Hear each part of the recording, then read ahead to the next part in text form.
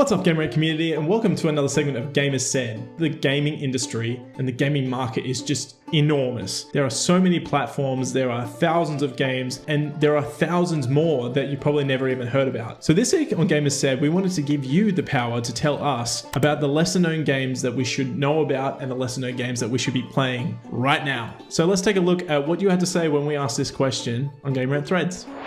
All right, first cab off the rank, Wasim said, Katana Zero is a game that you must try. Still can't get the club stage out of my mind. First cab off the rank, and I already have never heard of it, so this is a great start. Katana Zero is a 2019 neo-noir action platformer, and from all appearances, it's got some really fast-paced and action-packed gameplay as you slash and dash your way through it. It is on Switch and PC, and the topper is, it has an overwhelmingly positive rating on Steam. And as a little side note, I think the music in the game is dope from what I've been hearing in the trailers. So yeah, that's a great first pick, and especially for those who are fans of side scrollers, 2D games, and platformers, ticks all the boxes. So great first recommendation. Let's have a look at some others.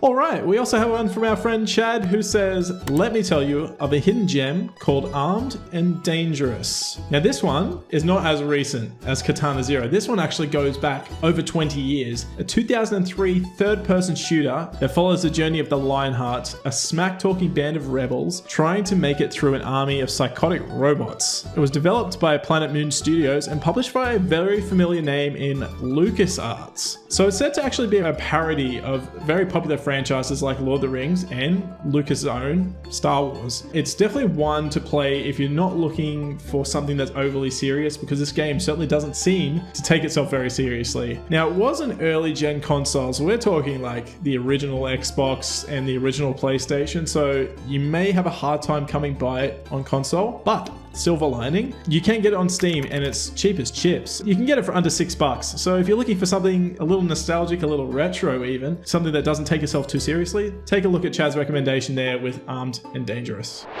We're going to switch genres. Eric says Defender Quest. It's a story-based tower defense game with absolutely stellar writing, a charming art style, and a banger of an original soundtrack. The sequel recently came out, but I haven't played it yet, but I have heard it wasn't as good as the first one. So this one's a little older as well, not 20 years old. So this one was released in 2012. The full name of it is called Defender's Quest Valley of the Forgotten. Ironically, because we're looking for games that people may have forgotten or not known about. So it's actually a combination of tower defense and RPG, and it really heavily focuses on tactics when it comes to the gameplay, and outside the gameplay it's really heavily focused on telling a good story. Each tower is occupied by an individual character, and that character can be leveled up, learn new skills, equip new gear. So there's lots of customizations and, as I said, a lot of tactics involved in this, so you can really play it your own way. It feels like a tactical RPG in a lot of ways, but the battles are real time. And as mentioned by Eric just before, a sequel actually emerged in January of this year, but it was hit with a mixed review rating on Steam. So take what you will from that, but maybe check out the original first before you move on to the second one. And at the very least, you can see why people like Eric find this game so charming and why everyone should be playing it.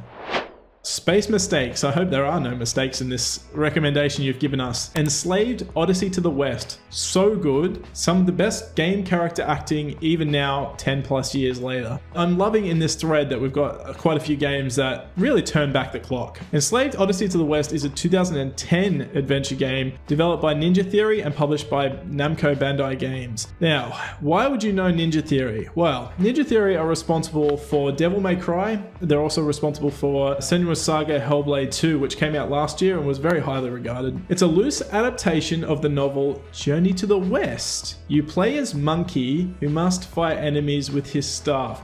Doesn't this sound familiar? Wasn't there this really big game last year that everyone loved, and it was an adaptation of Journey to the West, and you fought as a monkey with a staff? Yeah, okay, so I'm kind of seeing a theme here. So of course, Journey to the West has a couple of adaptations. This is a much older one from 2010. I don't think you'll find it's quite as crisp or quite as smooth running as Black Myth Wukong, but certainly have a look back there if you're a Black Myth fan. This might be something else to check out that's another adaptation of the story. It does feature a lot of platforming and puzzles to really keep you on your toes. So yeah, one of the earlier titles from Ninja Theory who went on to do some really stellar things. So there's a pretty good developer and a pretty good publisher attached to this game, so it might be worth knowing about.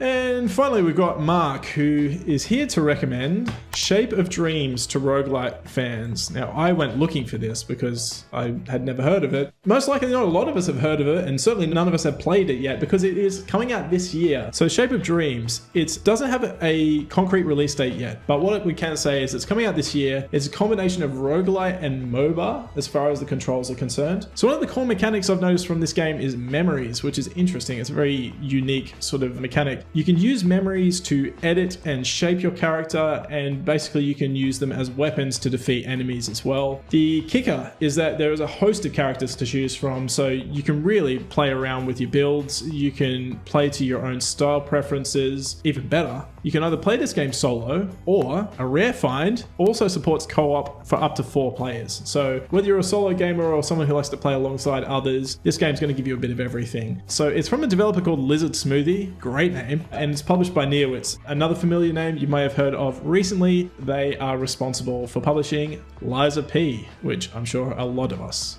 have heard of. I don't think that one's a lesser known game.